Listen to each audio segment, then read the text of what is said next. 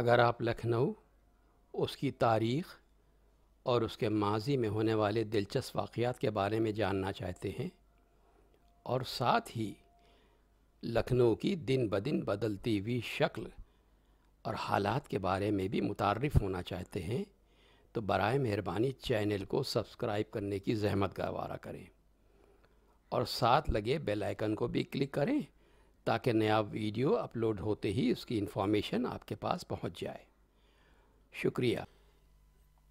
اس حقیقت سے کوئی بھی انکار نہیں کر سکتا ہے کہ لکھنؤ ایک واحد شہر ہے جس کے ماضی، جس کی تاریخ اور جس کے معاشرے کی مختلف پہلوؤں پر ملکی اور غیر ملکی مصنفوں نے لاتعداد کتابیں لکھی ہیں۔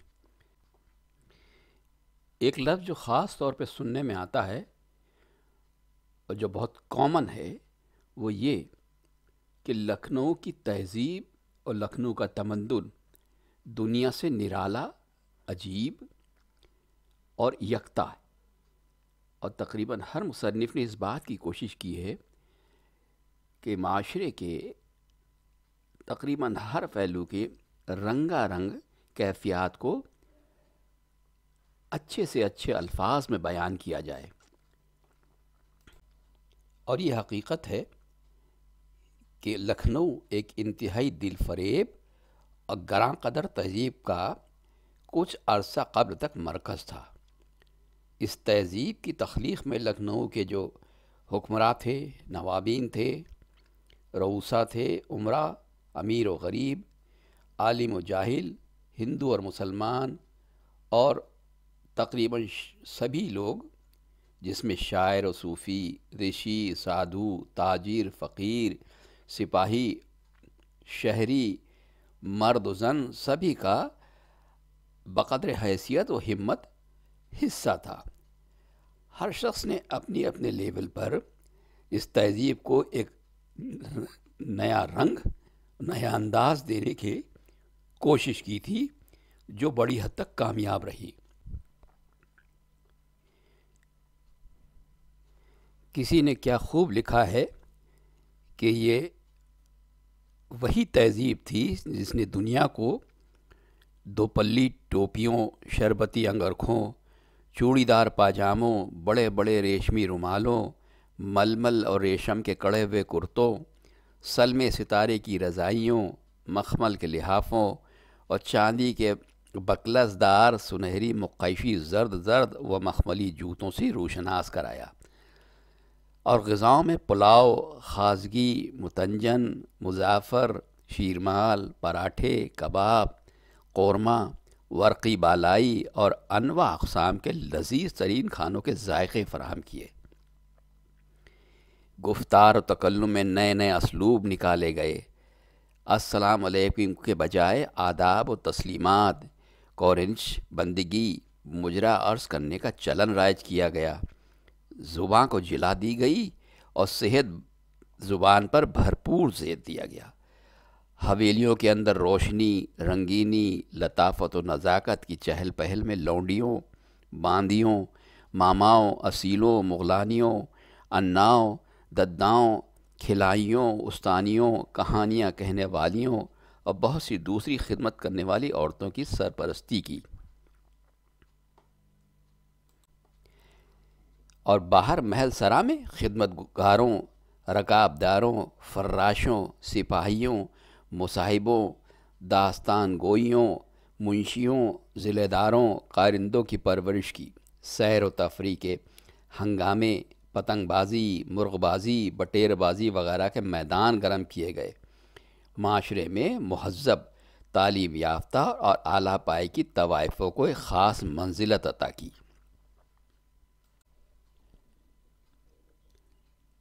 لکھنؤ کی طوائفوں کے ذکر کے سلسلے میں اس سے پہلے میرا ایک ویڈیو پیش کیا جا چکا ہے۔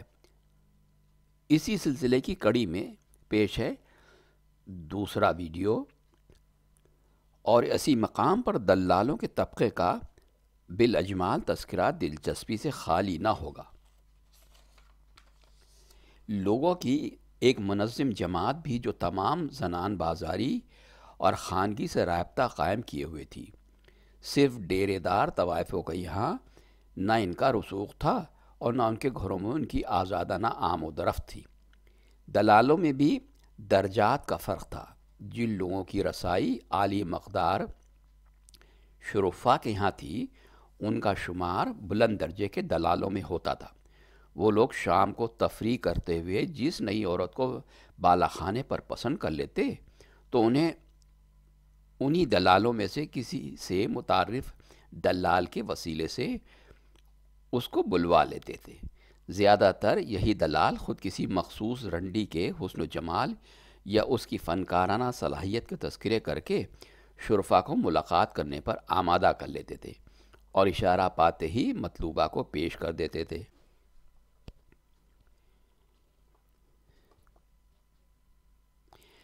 دلالوں کی وساطت سے حاصل کردہ زنان بازاری کی فیسوں میں ہونا ضروری تھا اور یہ دلال دو طرفہ کمائی کرتے تھے۔ اس طرح ان کی دوہری آمدنیاں ہو جاتی تھیں۔ ہر دلال کا ظاہری رہن سہن شریفانہ تھا، زندگی آسودگی سے گزرتی تھی، اپنی اولاد کی تعلیم و تربیت کا بہت لحاظ کرتے تھے۔ ان میں سے بعض کے اخلاق اونچے درجوں پر فائز تھے۔ زنان بازاری میں پست درجہ والی پیشہ ور عورتیں جو ٹکابیوں کے نام سے موسوم تھیں، رنڈیوں بالخصوص ڈیرے دار طوائفوں سے یک لخت علیحدہ رہتی تھیں۔ یہ علیحدگی صرف مقامات سکونت میں نہیں تھی، بلکہ ان کی راہ رسم بلند پایہ رنڈیوں سے بھی نہیں تھی۔ یہ ٹکابیاں چوپ کے قرب و جوار میں وابستہ گلیوں کے چھوٹے چھوٹے مکانات یا کوٹریوں میں، اکبری دروازے سے متصل دو چار کوٹھوں پر جو بعض کھانوں کی دکانوں پر واقع تھے، اور چاول والی گلی کے ان بالا خانوں پر جن میں کوئی سکونت اختیار کرنا گوارا نہ کرتا تھا، رہا کرتی تھی۔ شام کو اپنے مکانوں کے دروازوں پر یا بالا خانوں کی چھتوں پر امکان بھر صاف کپڑے پہن کر بیٹھ جاتی تھی۔ ان کے یہاں کوئی معقول نشست گاہ بھی نہیں ہوتی تھی۔ اگر کہیں چادر بچھی ہوئی مل جاتی تو کوئی معقول آدمی اس پر غلاظت و کثافت کی باعث بیٹھنا پسند بھی نہ کرتا۔ ہر بازاری عورت کے یہاں انتہائی ضروری ساز و سامان میں پاندان داخل تھا۔ ان عورتوں کے یہاں زیادہ تر اس کا بھی فقدان رہتا تھا۔ بعض چھوٹی چھوٹی پندنیوں پر قناعت کیے ہوئے تھیں۔ یہ بات بھی کہنے میں آتی ہے کہ ان میں بعض بہت حسین و جمیل تھیں، بعض بلا کی خوشگلو اور خوش گفتار بھی تھیں، لیکن ان میں کی ہر فرد لکھنؤ کی آداب و شائستگی سے بیگانہ تھا۔ بعض دیہاتوں سے آ کر بس گئی تھیں اور بعض کا تعلق لکھنؤ کے سماج میں انتہائی پست طبقہ سے تھا جو معاشرت کے خوبوں سے ناواقف تھیں۔ ان عورتوں میں لڑائی جھگڑے اور گالم گلوج ہوا کرتے تھے۔ ظاہر ہے کہ ہمارے عوام بھی ان طور طریقوں کو گوارا نہیں کر سکتے تھے۔ ان عورتوں سے بات کرنا یا ان کو مڑ کر دیکھ لینا بھی معیوب تھا۔ شرفا ان محلوں سے گزرتے تو سر جھکائے تیزی کے ساتھ نکل جاتے تھے۔ ان قصبیوں کو بہرحال انتہائی پست درجہ کے کاروباری آدمیوں سے سابقہ پڑتا تھا، جو کم سے کم قیمت پر اپنی جنسی خواہشات کو وقتی طور پر آسودگی فراہم کر دیتے تھے۔ ایسے ہی لوگوں کے لیے اس طبقے کی بھی ضرورت تھی۔ ڈیرے دار طوائفوں کو ڈیرے دار کیوں کہا جاتا تھا؟ اس بارے میں دو روایتیں مشہور تھیں۔ کچھ لوگ کہتے تھے کہ ان کے مورث خیمے ڈیرے ہمراہ ساتھ لائے تھے اور انہوں نے اپنی علیحدہ چھاونی قائم کر کے لکھنؤ میں سکونت اختیار کر لی تھی۔ ان کی عورتوں نے جس فروشی کا پیشہ اختیار کر لیا تھا، لہٰذا ایسی عورتیں ڈیرے دار کہلانے لگیں۔ بعض دوسرے لوگوں کو کہنا تھا کہ یہ طوائفیں عوامی اجتماعات میں مثلاً متعدد میلوں نیز محرم اور چہلم کے موقع پر شرکت کرنے جاتی تھیں تو کسی قریبی میدان میں اپنا ڈیرہ نصب کر کے اسی میں اپنی نشست گاہ بنا لیتی تھیں۔ رؤسا اور عمائدین کا بھی یہی انداز تھا۔ ایسے اجتماعات کے متصل ان کی چھولداریاں ڈال دی جاتی تھیں اور وہ وہیں تشریف فرما ہوتے تھے۔ اسی رئیسانہ امتیازی شان کی بدولت ان طوائفوں کو ڈیرے دار کہا جانے لگا تھا۔ اور کچھ لوگوں کا خیال ہے کہ پہلی روایت افسانے سے زیادہ اہمیت نہیں رکھتی، کیونکہ لکھنؤ میں نوارد لوگوں کو اپنی عورتوں سے کسب کرانے کے بعد کوئی شرف حاصل ہو ہی نہیں سکتا تھا، اور نہ ایسی عورتیں تہذیب و اخلاق اور خصائل حمیدہ کا اتنا زیادہ امتزاج ہو سکتا تھا کہ وہ لکھنؤ کے معاشرے میں بلند مقام کی مالک بن جائیں۔ اصلی صورتحال کچھ بھی ہو، لیکن یہ امر واقعہ ہے کہ یہ طوائفیں بہت زیادہ مہذب اور بلند کردار کی مالک تھیں۔ یہ بھی صحیح ہے کہ 20ویں صدی کی دوسری دہائی تک ان کے پاس ڈیرے رہا کرتے تھے، اور وہ ڈیرے مختلف مقامات پر ان کی نشست کے لیے نصب ہو جاتے تھے۔ ڈیرے دار طوائفیں اپنی صلاحیتوں کے سبب سے اور اپنے اطوار و کردار کی بدولت مرتبت کی مالک تھیں۔ ان میں بعض رقص اور بہت سی موسیقی میں اپنا جواب نہیں رکھتی تھی۔ زینت محفل ہر طوائف تھی، آداب و شائستگی اور تہذیب و اخلاق سے ہر ایک مزین تھی۔ رؤسا و عمائدین کے درباروں میں ان کو رسوخ حاصل تھا، اور بعض مقتدر ترین طوائفوں کو رؤسا کی محل سراؤں میں داخل ہو کر بیگمات کے حضور حاصل ہونے کی اجازت بھی تھی۔ ان کے تمام اطوار اور سارا رہن سہن شریفانہ تھا۔ گھروں کے باہر نکل کر ادھر ادھر گھومنا یا بالا خانوں کے چھجوں پر بیٹھنا ان کے نزدیک فعل قبیح تھا۔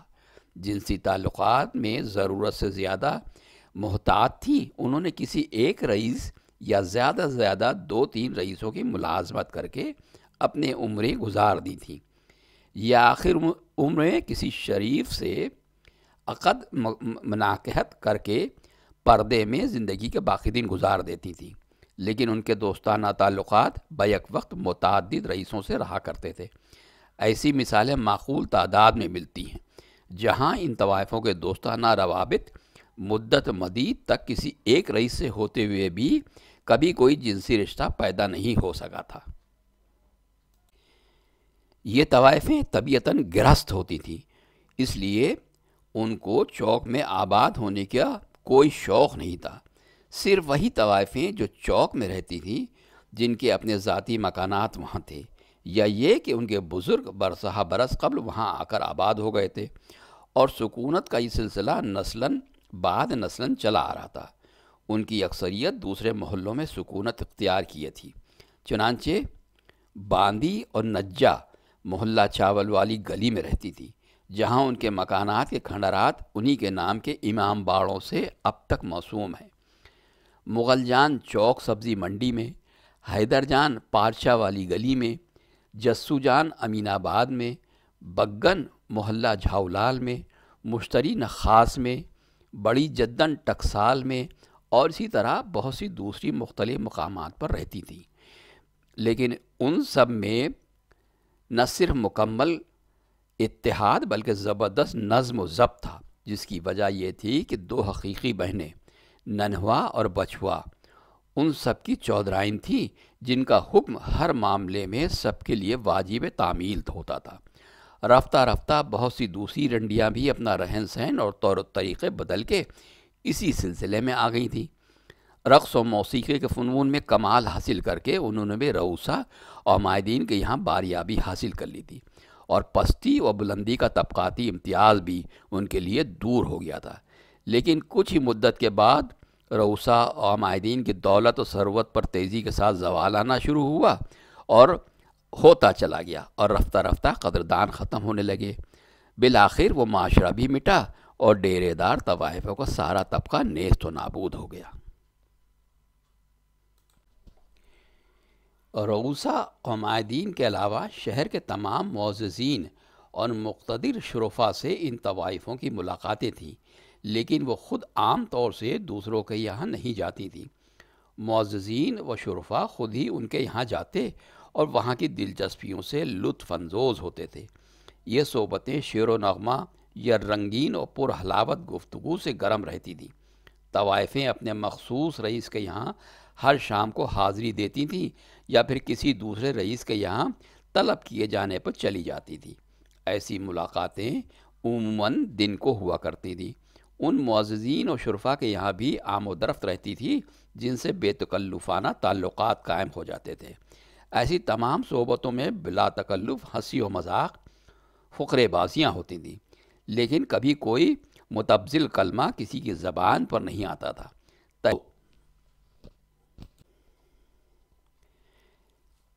تہذیب کا اتنا لحاظ رکھا جاتا تھا کہ ہر محفل میں وہ خواہ مقربین اور بے تکلف دوستوں ہی کی کیوں نہ ہو، طوائف کے لیے پورے جسم پوشی ضروری تھی۔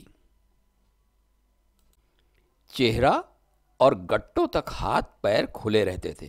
جسم کا باقی حصہ پوری احتیاط کے ساتھ مستور رہتا تھا۔ انہیں رئیسوں اور دولت مند شریفوں کے فیض سے ان کے رئیسانہ ٹھاٹ تھے اور کثیر خانگی مصارف پورے ہوتے تھے۔ تقاریب کے علاوہ تخلیقی صحبتوں میں آئے دن مجرے ہوتے تھے۔ راتوں کو دیر تک اور بسا اوقات دن کو بھی محفلیں جم جایا کرتی تھیں۔ طرح ان طوائفوں کی کثیر آمدنیاں تھیں۔ حصول منفعت کے لیے ان فنکاروں کے واسطے یہ ضروری تھا کہ وہ کسی رئیس کی مزاج داں ہو جوں اور ان کی عادات و اطوار تہذیب و شائستگی کے سانچے میں ڈھل جائیں۔ اس ہنرمندی میں بھی ان کو کمال حاصل تھا، اور ان کی یہ خوش اتواری کا نمائشی نہیں تھی، بلکہ ان کے طرز زندگی میں اتنی گہری سرایت کر گئی تھی کہ ان کے گھر کا ظاہری ماحول بھی پاک و پاکیزہ نظر آتا تھا، اور اوسا و شرفا حسن اخلاق کی تعلیم کے لیے اپنے بچوں کو ان طوائفوں کو گھروں میں بھیجا کرتے تھے۔ چودھرائن کا محل شرفا اور اوسا کے لڑکوں کے لیے ایک اچھا خاصا مکتب تھا، جہاں اٹھنے بیٹھنے، رفتار و گفتار اور تہذیب و اخلاق کے علاوہ خدا پرستی اور خدا ترسی کی تعلیم بھی بڑی خوش سلیقگی سے دی جاتی تھی۔ یہ ساری تربیت مذہبی عصبیت اور تنگ نظری سے بالکل پاک و صاف رہتی تھی۔ ہردی و بزرگی، ہر طرح کے حفظ مراتب کا درس بچپن میں ہی مل جاتا تھا۔ ان طوائفوں میں سبھی کے گھر کا ماحول یکساں طرز کا تھا، البتہ اپنے اپنے مالی حالات کے تحت زیبائش و آرائش میں کمی یا بیشی ہوتی تھی۔ جھاڑ و فانوس، قمقمے، شمعدان، گلدان، تصاویر اور مرقع سب کے گھروں میں تھے۔ ملاقات کرنے والوں کے لیے نشست کی جگہ علیحدہ رہتی تھی، جس میں صفائی اور زیبائی کا پورا لحاظ رکھا جاتا تھا۔ کسی کے یہاں زمین کے فرش پر تو کسی کے یہاں تختوں کے چوکوں پر نشست ہوتی تھی۔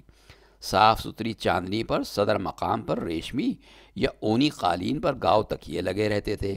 آنے والے صدر مقام پر بٹھائے جاتے تھے اور طوائف قالین کے داہنی یا بائیں جانب بیٹھتی تھی۔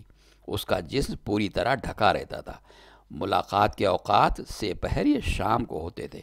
20ویں صدی کے اوائل تک طوائفوں بھی شرفا کی بہو بیٹیوں کی طرح پائجامے، انگیا کرتی یا شلوکے اور دوپٹے استعمال کرتی تھی۔ عام طور سے 12 گز کی کلیدار پائچوں کے پائجامے ہوتے تھے۔ پائجاموں کے رنگ کی مناسبت سے کرتیاں اور شلوکے ہوتے تھے۔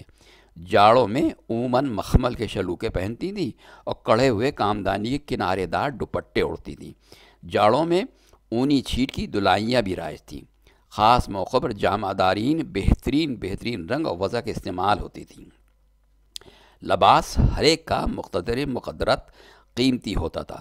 اسی زمانے میں محلہ اچھوتی گلی میں ایک گلی در گلی مکان میں ایک طوائف نامی ایجنٹ والی خورشید رہتی تھی۔ بہت قدیم زمانے کی وزادار برقرار رکھی تھی۔ وہ عمر بھر چپکن پہنتی اور اوپر دوپٹہ اوڑھتی تھی۔ ساری پہننے کا چلن سب سے پہلے چودھرائن کے گھر سے رائج ہوا تھا۔ چھوٹی چودھرائن یعنی بچوا نے اپنے گھر کی مجلس میں ساری پہنتی تھی۔ اس وقت اس جدت پر تان و تشنا اور تمسخر کیے گئے تھے، لیکن چونکہ چودھرائن کی ایجاد تھی اس لیے سب طوائفوں نے رفتہ رفتہ اسی وضع کو قبول کر لیا تھا۔ انہی طوائفوں میں بعض بہت خوشحال تھیں اور ان کا طرز زندگی رئیسانہ تھا، لیکن یہ خوشحالی کسی ظاہری حسن و جمال کی بدولت نہیں تھی، بلکہ ان کے حسن و اطوار اور شائستگی اور صلاحیت کی مناسبت سے ان کو حاصل ہوتا تھا۔ خصائل اور محامد کا جس سے جتنا بلند مظاہرہ ہوتا تھا، اتنا ہی اس کو رؤسا کی والگی اور شائستگی کا شرف حاصل ہوتا تھا۔ اس طبقے کی ہر فرد نے لکھنؤ کی ثقافت کو اپنے میں جذب کر لیا تھا، جس کی خوبیاں ہر ایک کی انفرادی صلاحیت کے تحت واضح ہوا کرتی تھی۔ یہ بھی حقیقت ہے کہ ان میں حسن و جمال کے اعتبار سے بات بہت زیادہ قریب منظر تھی، لیکن وہ بڑی بڑی پری جمالوں سے کہیں زیادہ منظور نظر تھی۔ ان طوائفوں کے یہاں لکھنؤ کی ہر چھوٹی بڑی روایت ملتی تھی۔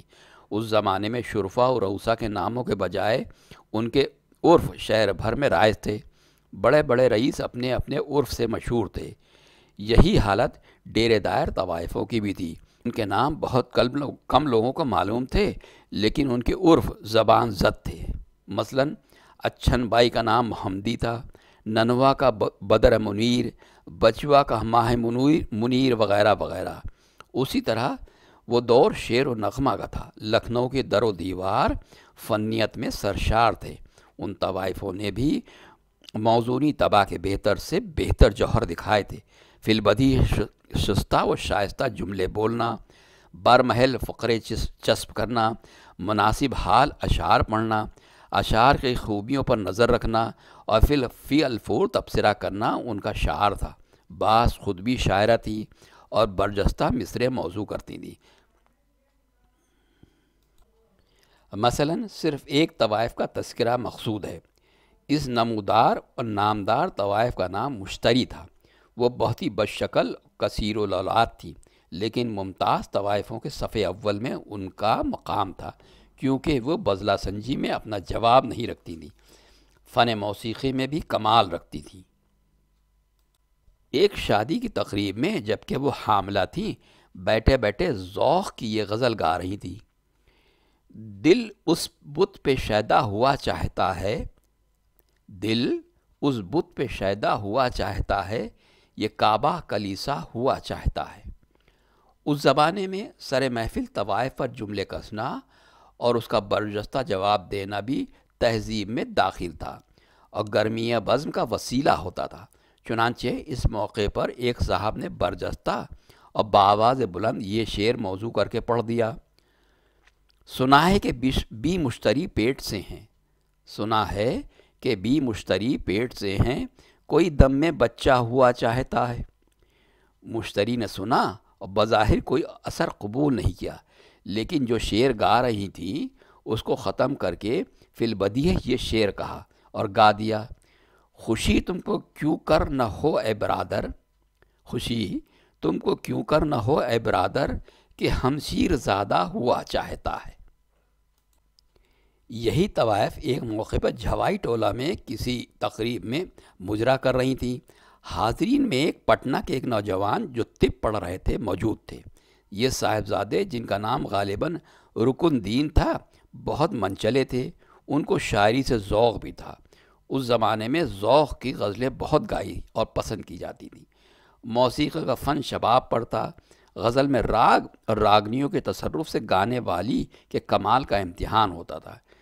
اسی محفل میں مشتری جو غزل گا رہی تھیں، اس کا مطلع کچھ یوں تھا: آنکھیں میری تلووں سے وہ مل جائے تو اچھا، آنکھیں میری تلووں سے وہ مل جائے تو اچھا ہے، حسرت پابوس نکل جائے تو اچھا۔ وہ صاحبزادے پہلا مصرع سنتے اور دوسرا مصرع بآواز بلند پڑھ دیتے تھے۔ لکھنؤ میں یہ حرکت آداب محفل کے خلاف تھی۔ مشتری نے 2 مرتبہ برداشت کیا۔ تیسری مرتبہ جب ان سے یہ مصرع گایا: بیمار محبت نے لیا تیرا سنبھالا، بیمار محبت نے لیا تیرا سنبھالا، اور انہوں نے یہ فوراً یہ دوسرا مصرع پڑھ دیا کہ یہ سنبھالے اسے سنبھل جائے تو اچھا ہے، تو مشتری نے انتہائی متانت اور سنجیدگی سے ان کی طرف مخاطب ہو کر کہا: اب میری کیا ضرورت ہے، حضور آپ ہی اس جگہ پر آ جائیے۔